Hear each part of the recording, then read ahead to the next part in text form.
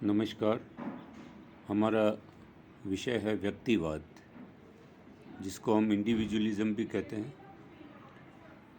जेस मिल का इस संबंध में मत है कि आधुनिक शासन व्यक्ति की शारीरिक व मानसिक शक्तियों का पूरा विकास नहीं होने देता, क्योंकि उसके कारण व्यक्ति अपनी इच्छा व अपने विवेक के अनुसार कार्य नहीं कर सकता है।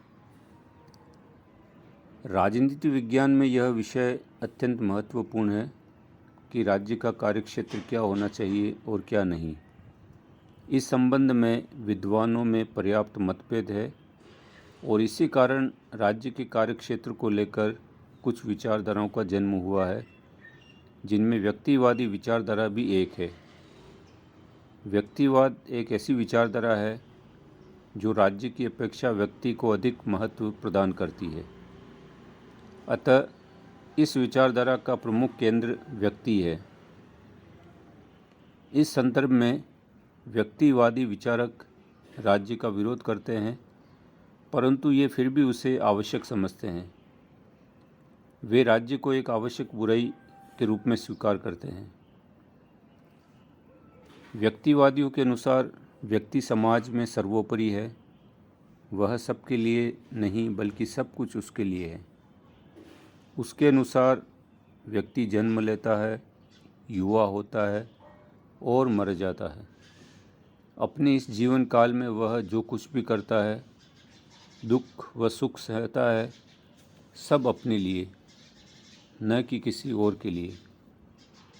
इनके अनुसार व्यक्ति अपनी इच्छा पूर्ति के लिए अनेक समूह एवं समुदायों का सदस्य बनता है। वे सब व्यक्ति के लिए है। व्यक्ति के बिना उनका कोई अस्तित्व असंभव है। हम चर्चा करेंगे व्यक्तिवाद के मूल सिद्धांतों की। इसमें पहला है, व्यक्ति साध्य तथा राज्य साधन है। व्यक्तिवादियों के अनुसार व्यक्ति साध्य और राज्य, समाज तथा अन्य सभी संस्थाएं साधन मात्र है। व्यक्ति से ही समाज और राज्य बनता है। अतः व्यक्ति ही परम वास्तविक है। व्यक्ति ही जीवन धारण करता है, मरता है, सुखी होता है, दुखी होता है तथा कार्य करता है। परिवार, जाति, समाज, राष्ट्र तथा राज्य सभी व्यक्तियों के संगठन का एक नाम है। ये संस्थाएं बनावटी है, निर्जीव है। व्यक्ति ने ही राज्य, समाज, राष्ट्र तथा अन्य संस्थाओं का निर्माण अपने स्वार्थों की पूर्ति के लिए किया है।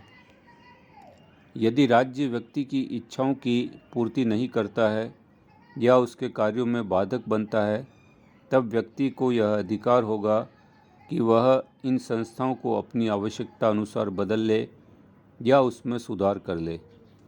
दूसरा, राज्य की प्रकृति यंत्र के समान है। व्यक्तिवादियों की धारणा है कि राज्य की प्रकृति यंत्र के समान जड़ है। यदि हम मशीन के कार्य को समझ लें तो हम उसे आसानी से चला सकते हैं। मशीन कल पुर्जों से बनाई जाती है। इन पुर्जों का अलग से कोई अस्तित्व नहीं होता। राज्य भी कृत्रिम एवं जड़ संस्था है। इसे मनुष्य ने मिलकर बनाया है। मशीन को चलाने के लिए व्यक्ति की आवश्यकता होती है। उसी प्रकार राज्य का शासन चलाने के लिए व्यक्ति की। यदि राज्य में कोई दोष उत्पन्न हो जाए तो शासक वर्ग के व्यक्ति इसे दूर करने का प्रयत्न करते हैं। तीसरा बिंदु, राज्य एक आवश्यक बुराई है। राज्य अपने आदेशों का पालन बलपूर्वक कराता है, जिससे व्यक्ति की स्वतंत्रता सीमित हो जाती है। अतः राज्य एक बुरी संस्था है, लेकिन वे राज्य को नष्ट भी नहीं करना चाहते। राज्य में अच्छे एवं बुरे दोनों प्रकार के व्यक्ति रहते हैं। हत्यारे, चोर, डाकू आदि बुरे व्यक्तियों से अच्छे व्यक्तियों की रक्षा होनी चाहिए। राज्य अपने कानून द्वारा अन्य व्यक्ति को सुरक्षा प्रदान करता है तथा बुरे लोगों के लिए दंड की व्यवस्था करता है। अतः राज्य का स्वतंत्रता में बाधक होते हुए भी रखना अनिवार्य है। इस संबंध में फ्रीमैन का यह कहना है कि सबसे अच्छी सरकार वही है जो कम से कम शासन करती है। चौथा बिंदु है स्वतंत्रता, समानता तथा लोकतंत्र का समर्थन। व्यक्तिवादियों ने इन तीनों की रक्षा के लिए राज्य के कार्यक्षेत्र को कम करने की सलाह दी है। स्वतंत्रता व्यक्तियों ने स्वतंत्रता का जितना प्रभावशाली समर्थन किया है उतना संभवतः किसी अन्य विचारधारा ने नहीं किया है। व्यक्ति का कल्याण किस बात में है, इसका निर्धारण राज्य को नहीं करना चाहिए, क्योंकि व्यक्ति के हित के नाम पर राज्य व्यक्ति के कार्यों पर नियंत्रण लगा सकता है। समानता, व्यक्तियों में असमानता होना एक जन्मजात गुण है। कुछ उग्र व्यक्तिवादी यहाँ तक कहते हैं कि राज्य को धन आदि की सहायता देकर निर्धन को अमीर नहीं बनाना चाहिए, किंतु उदार व्यक्तिवादियों का मत है कि सभी व्यक्तियों को समान अधिकार मिलने चाहिए। लोकतंत्र, स्वतंत्रता तथा समानता की रक्षा के लिए व्यक्तिवादियों ने लोकतंत्र का समर्थन किया है। उनका निष्कर्ष है कि अधिकार, स्वतंत्रता तथा समानता की रक्षा केवल लोकतंत्र में ही संभव है।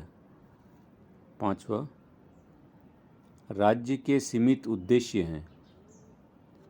व्यक्तिवादी राज्य का कार्यक्षेत्र कम से कम करना चाहते हैं, क्योंकि उनके अनुसार राज्य ने व्यक्ति के बौद्धिक तथा नैतिक विकास में कभी सहयोग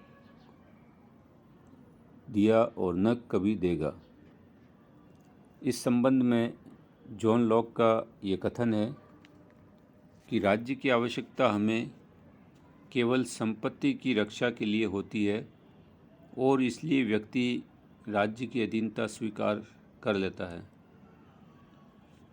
छठा, राज्य के निषेधात्मक कार्य। स्पेंसर का मत है कि सुख का जन्म राज्य के कार्यों से नहीं अपितु स्वतंत्रता से होता है। अतः राज्य का कार्य केवल निषेधात्मक नियंत्रण तक ही सीमित होना चाहिए। व्यक्ति का किस कार्य में हित होगा, इसे व्यक्ति राज्य की अपेक्षा अच्छी तरह जानता है। अतः राज्य को व्यक्ति के किसी भी कार्य में हस्तक्षेप नहीं करना चाहिए। स्पेंसर ने राज्य के 3 कार्य बतलाए हैं। पहला, बाहरी शत्रुओं के आक्रमण से व्यक्ति की रक्षा करना। दूसरा, आंतरिक उपद्रवकारियों जैसे चोर, डाकू आदि के आतंक से व्यक्ति को सुरक्षित बनाना। तथा तीसरा, कानून सम्मत समझौते का पालन करवाना। स्पेंसर का कहना था कि राज्य को गरीबों की सहायता करना, स्कूल, अस्पताल खोलना तथा डाक तार आदि की व्यवस्था नहीं करनी चाहिए। धन्यवाद।